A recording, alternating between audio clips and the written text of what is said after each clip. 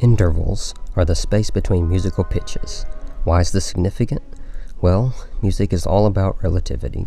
If I take this melody here and play it for you, it sounds like this. Now if I take this melody and transpose it up a little bit, it will still sound the same. There are different notes, but since I've moved them all by the same amount, the melody sounds the same, just a bit higher if you remember what the original melody sounded like. In essence, we could transpose this melody all over the place and it would still sound the same, but in practice, there are reasons why you might want the music to be at a certain pitch. Instruments have ranges and registers, where some sounds might not resonate in the desired way unless you transpose the music to a more comfortable place for that instrument. Since intervals are so important, we have names for them. Two notes that are the same are called a unison. A note that is slightly higher than the previous note is said to be a minor second higher. This is the closest two notes can be in pitch in almost all the music you will hear. Some musical theories address notes that differ by less than a minor second, which might occur in the traditional music of other cultures. Such music is termed a microtonal. A minor second is also sometimes called a half step. A distance of a little more than a minor second is a major second.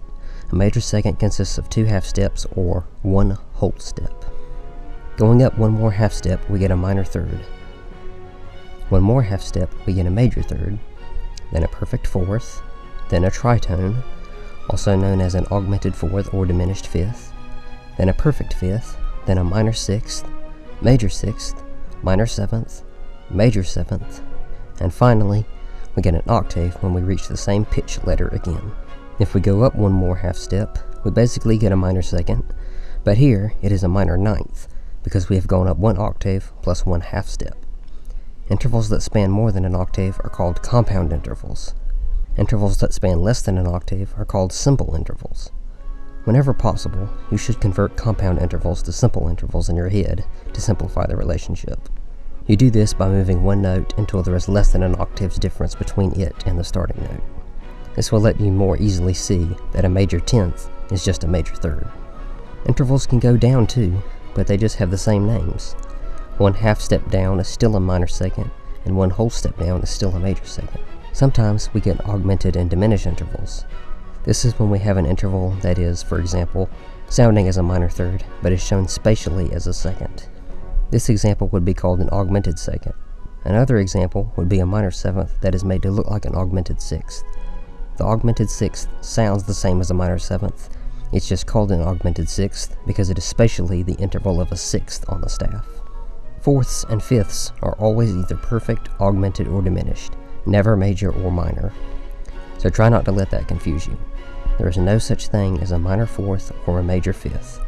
If you are writing music, you should avoid augmented and diminished intervals when you can use major, minor, or perfect intervals, as the latter are usually easier to read. Sometimes you may need to invert an interval, which means that you flip the pitches in the interval so that the higher one is now the lower one. So if we have a minor sixth from E to C, inverting it would make it a major third from C to E. When inverting an interval, you flip the quality of the interval. For example, an interval that is major will become minor when inverted and vice versa, and an interval that is diminished will become augmented when inverted and vice versa. Perfect intervals will remain perfect when inverted. That's all for this lesson on intervals. If you like this video, don't forget to like and subscribe to encourage more of this content. Thanks for watching, and I'll see you in the next video.